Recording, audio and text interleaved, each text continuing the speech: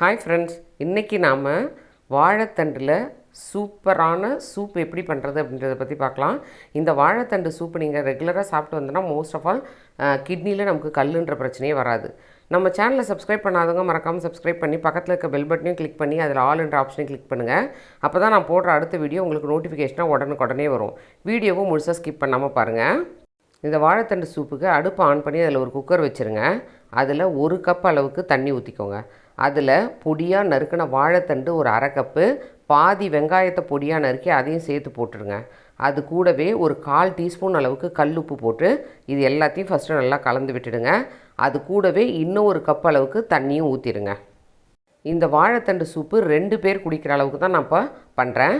அது கூடவே ஒரு 1/4 டீஸ்பூனில் பாதி அளவுக்கு மிளகுத்தூள் போட்டுட்டு குக்கரை மூடிட்டு அதில் ஆவி வந்த உடனே நீங்கள் அதில் வெயிட் போட்டுருங்க.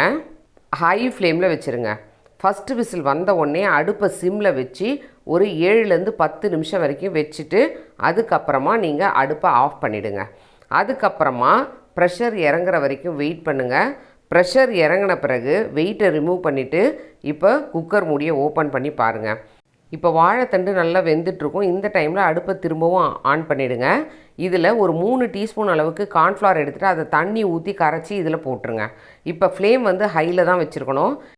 இது கொதி வர்றதுக்குள்ளே இன்னும் ஒரு 1/4 டீஸ்பூன் அளவுக்கு பவுடர்ட் சால்ட்டு போட்டுருங்க. அதாவது தூள் உப்பு போட்டுட்டு இது எல்லாத்தையும் நல்லா கலந்து விடுங்க. இந்த டைமில் நீங்கள் காரமும் செக் பண்ணிக்கோங்க.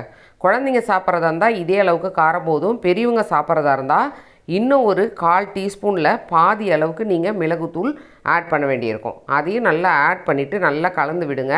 ஃப்ளேம் ஹையிலே வச்சிங்கனாலே ஒரு 2 மினிட்ஸில் நம்ம ஊற்றின கார்ன்ஃப்ளவர் நல்லா வெந்துட்டு ஓரளவுக்கு உங்களுக்கு திக்கு கன்சிஸ்டன்சி நமக்கு கிடச்சிரும்.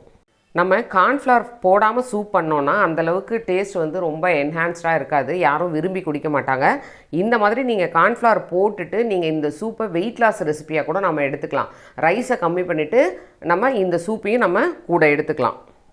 இப்போது கரெக்டாக 2 மினிட்ஸ்க்கு ஆயிடுச்சு. இப்போ நம்ம அடுப்பை ஆஃப் பண்ணிவிட்டு இந்த சூப்பை நம்ம எந்த பவுலில் சர்வ் பண்ணணும்னு நினைக்கிறோமோ அந்த பவுலுக்கு நீங்கள் மாற்றிக்கோங்க. இது கரெக்டாக 2 பேருக்கு கரெக்டாக வரும், 2 கப் அளவுக்கு.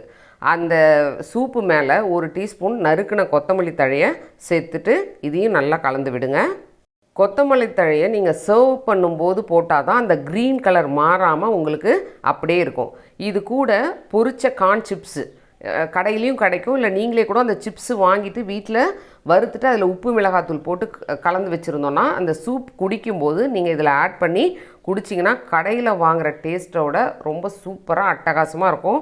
நீங்களும் இதை பண்ணி பாருங்கள். பண்ணி பார்த்துட்டு எப்படி இருந்துன்னு எனக்கு கமெண்ட்டில் சொல்லுங்கள். Thank you friends.